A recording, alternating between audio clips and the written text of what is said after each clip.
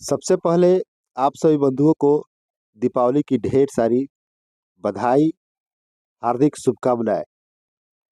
48,000 वैसे साक्षरता परीक्षा पास शिक्षक जिनकी पहली जो काउंसलिंग हुई उसमें उनकी काउंसलिंग नहीं हो पाई। शिक्षकों की ढेर सारी समस्याएं हैं। सबसे पहले आधार के कारण वैसे शिक्षक बंधु जिनकी ओटीपी नहीं आई उस पर चर्चा करने वाले हैं। नमस्कार, मैं हूं शंभुनाथ महतो और आप देख रहे हैं हमारा यूट्यूब चैनल शंभुनाथ ब्लॉग्स। चर्चा करने पर से पहले आपसे बंधुओं से एक छोटा सा आग्रह है, यदि आप हमारे चैनल पर नए हैं तो हमारे चैनलों को सब्सक्राइब कीजिए और बेल आइकन दबाना ना भूलें। तो आधार में गड़बड़ी के कारण ओटीपी नहीं आया। सबसे पहले नाम में, यदि आपके नाम में और सक्षमता के एडमिट कार्ड में दोनों में एकरूपता नहीं है, आप समझ रहे होंगे।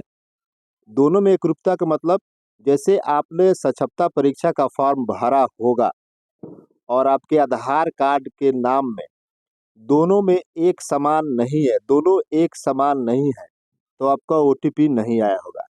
चाहे आपका नाम स्पेस का अंतर हो, स्पेलिंग में अंतर हो या कुछ भी त्रुटि हो, अब जब दोनों एक समान नहीं होंगे तो आपको ओटीपी नहीं आएगा। उदाहरण के लिए तौर जैसे मान लीजिए किसी बंधु का नाम मोहम्मद रेहान आलम है और उनकी सक्षमता में फॉर्म भरते समय उन्होंने एमडी डॉट रेहान आलम लिख दिया और आधार कार्ड में उनका पूर्ण मोहम्मद जो MOHHAMAD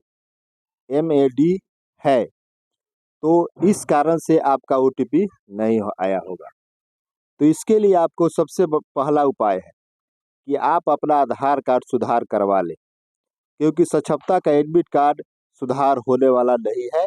आप साक्षरता का एडमिट कार्ड के अनुसार उसे सुधार करवा लें। अगर ऐसा और एक बात प्रश्न है कि जैसे मान लीजिए आपके सभी डॉक्यूमेंट्स में एमडी रेहान आलम ही है, डॉक्यूमेंट्स मतलब मैट्रिक सर्टिफिकेट अंकपत्र, इंटर सर्टिफिकेट अंकपत्र, दक्षता टेस्ट स्टेट, जितने सारे डॉक्यूमेंट्स अगर एमडी है तो आपके लिए उसको अपडेट बनवाना पड़ेगा।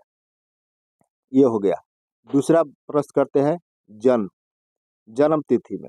अगर आपके जन्म तिथि में अंतर है, आधार कार्ड के जन्म तिथि में कुछ और है और सक्षमता एडमिट कार्ड के जन्म तिथि में अंतर है, तो आपका ओटीपी नहीं आया होगा।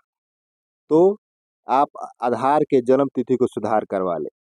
तीसरा है मोबाइल नंबर। मोबाइल नंबर बहुत सारे शिक्षक बंधुओं के साथ समस्या थी। जब आधार कार्ड बन रहा था तो उस समय आधार कार्ड के समय में बहुत सारे शिक्षक बंधुओं ने अपना नंबर उसमें इनरोल्ड करवाया और बहुत सारे बंधुओं ने बाद में, जैसे मैंने ही बाद में अपना आधार नंबर में अपना नंबर उसे इनरोल करवाया है। तो ऐसा हो गया है कि एक तो जब आपने वो नंबर इनरोल करवाया, वो नंबर आपने बदल लिया, कोई दूसरा नंबर ले लिया और वो ओटीपी नहीं गया।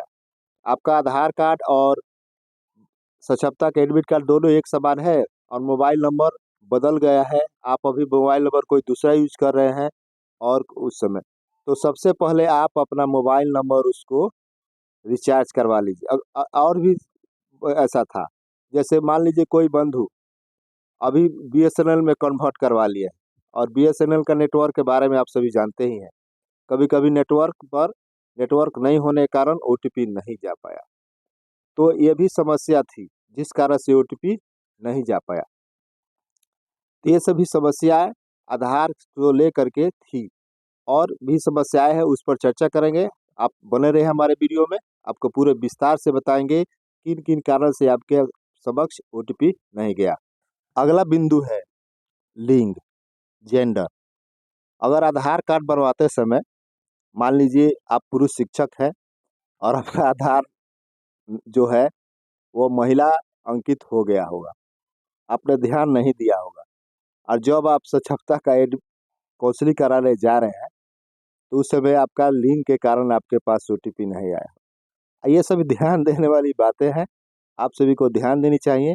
तो OTP जब नहीं आया होगा तो आप सभी बंधुओं से आग्रह है, अगर आपके साथ ऐसी समस्या आई होगी तो आप अपना आधार कार्ड में लिंग परिवर्तन करा लें, अर्थात लिंग जो महिला दिया हुआ है तो पुरुष शिक्षक के लिए महिला दिया हुआ है तो पुरुष करवा ले, महिला शिक्षक के लिए पुरुष दिया हुआ है तो उसे महिला करवा ले।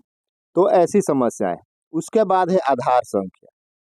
सक्षमता इनका फॉर्म भरते समय तो बहुत सारे शिक्षक बंधुओं के साथ ऐसी समस्याएं आ रही हैं। बहुत सारे शिक्षक बंधु कमेंट कर रही, इतना सारा कमेंट आ रहा है, बहुत सारे अपने ही बंधु है। अब किन किन बंधुओं का नाम लिया जाए, बहुत सारा।